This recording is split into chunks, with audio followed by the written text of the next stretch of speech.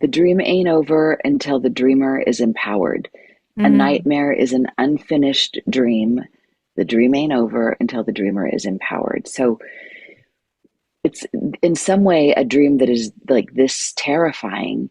It makes me think of like the opera singers when they rehearse before going on stage, they practice hitting the highest note. And once they know they can hit that note, then they walk confidently on stage and they know that every note in between is a piece of cake. So in some way, this monster, this zombie forced you to have to hit that high note, to hit that, like, because very rarely in life are you going to ever have to deal with something that diabolical. So now that you know that you can handle that level of a menace, everything else is kind of like, I've got this. I just need to pull up, like, wave my arms, yeah. conjure my white light shield bubble, and then walk in. I don't even have to scream. I don't even have to tell people what to do, what not to do, and how dare you, and what. It's like, let the shield do the talking and let Mm, them figure it out. They could figure out their own shield. The shield is so wise. Like, they're just lucky that they got to interact with such a thing. Like, they're going to be different as a result. So now that brings us to the final T in Jet Set, which is the tangible, which is basically, what are you going to do with the wisdom of this dream in your waking life? So, what might you do next time you're confronted with a challenging person or circumstance? mm. Well, I've never had a problem speaking my mind, but I'll um I've never had issues with boundaries, but there are times when it can be difficult for me, especially when I'm dealing with certain people in my life, like family members. And Yes, so, I can relate. yeah. So I think just keeping the symbology that I witnessed in the dream can be a powerful reminder that I have to be my own protector, and yeah, that I can be giving and loving, but without the need to feel depleted and taken advantage of Yes, by another person. exactly. And this is the power of a shared dream, because now your dream is my dream. Mm. And to anybody who's listening or watching, it's theirs too, because we can all map ourselves onto this. This is so relatable because we all have our go-to strategy for dealing with difficult circumstances. For Mm. example, some of us scream, yell, "Hey, leave me alone," or we cry, cry, cry, hoping Mm. that that will work. But that still depletes us. Yeah. And the dream is showing, like, here's the normal pathway of, like, kind of the neuro pathway of strategy. But what you just did is you changed that. You changed your neuro pathway to saying, oh, let's try this other strategy instead, that might be an up leveling. It might be like, what if this is more effective at Mm. being able to navigate difficult situations? I mean, I can feel it in myself because I know, I mean, I grew up at a time where it's like, speak your mind, don't let anybody cross your boundaries, use your mouth, use your words. And yet that's good, that's really good for a while and with certain people, but some people don't even hear you. Oh they yeah. just they just see those little boundaries and they walk right on You through know. them. Oh yeah. So what if it isn't about histrionics and being like, oh, nobody's listening to me? Like, what if the louder I get, the more nobody can hear me? But Yeah. what if the next level up is this certainty that I already have my own back. I have a strong back. I have this shield. Nothing gets past this that isn't going to be uplifting to me. And it doesn't mean I have to go out and harm anybody, but I'm not going to add to the poison by adding my own hysterical crying and screaming. That's Mm. not going to do it. That's That's not gonna do like, it. how do we get to peace? It's not like an eye for an eye. Mm. No, that just makes everybody, what is it, toothless and blind. But to add peace, like this is what Gandhi, Martin Luther King, they all talked about this, like nonviolence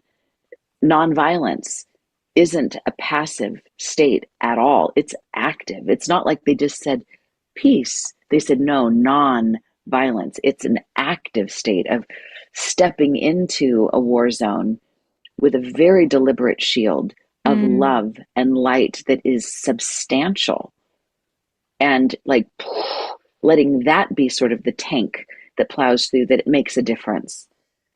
So this is really obviously affecting me. I can feel any pathway of mine that still habitually wants to yell and scream is like, nope. The shield of light, I think, is much more effective. How are you feeling? It's your dream.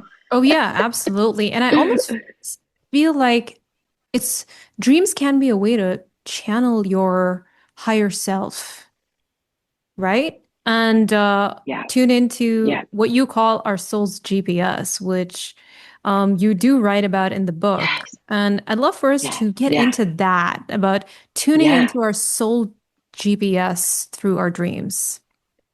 Right. Right. Well, we could say that even a dream like this that is Mm, scary, and how perfect that we're having this conversation now because we're in October. I don't know if people will listen to this later or whenever, but we're live during the season of the witch. We're coming into Halloween, which exactly. is a scary Yeah. time. But I think we can tell just by working with this dream. Thank you so much for sharing it. That even a dream that appears to be terrifying can Mm, align us with our soul's GPS. Like, what if our soul's mission is to have us be our best selves, the version of ourselves that is the most loving, the most wise, the most resourceful, the most creative, our best self, who we are when all of our light is turned on, and we're not afraid of it.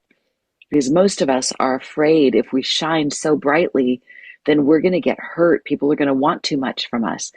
So, what are we going to do? Spend our lives diminishing our light because we don't want people to notice us? It's like that Marianne Williamson quote. It's like our yeah. greatest fear is not that we are inadequate. Our greatest fear is that we're powerful beyond measure. So, a dream like this is helping to work out the kinks in what happens when we're shining, so that we can do that. So I think every dream is actually attuning us to our soul's GPS. But in our waking state, so there's what we do at night in the Hmm. dream, and there's what we do by day in our waking state. And so I talk about this in the very beginning of dream manifesting. In part one of dream manifesting is identifying your soul goal. And the soul goal is is taking what you want on the surface. So if I was a genie and I was going to grant you a wish, you don't have to say it out loud, but I would say for everybody listening or watching, imagine that you can have a wish come true. Ding! Imagine that it's all come true. So what I assert is most people's wish is something that's relatively human, like more wealth, more status, better health, better relationships, something that relates to us materially, so that our human self navigates better and feels better, more comfortable, more confident, more whatever that is. Hmm. The soul goal is underneath that. So if you got, so you have your wish come true. So let me just ask you, Seline, if you had your wish come true, how does that make you feel? Oh, How do you ecstatic. feel energetically? Ecstatic. Ecstatic. Yeah. So ecstatic ecstasy is a quality of the soul. Mm. That's not It's not inherently dependent upon a physical reality. So you tapped into a little bit of ecstasy just in that moment, just me asking you about what's under that ego goal. And then we could even go deeper than that. So, what's under the ecstasy? If you were allowed to spend your whole life in that ecstatic state, what would that enable you to also feel? What's under ecstasy? Bliss, Yeah. contentment.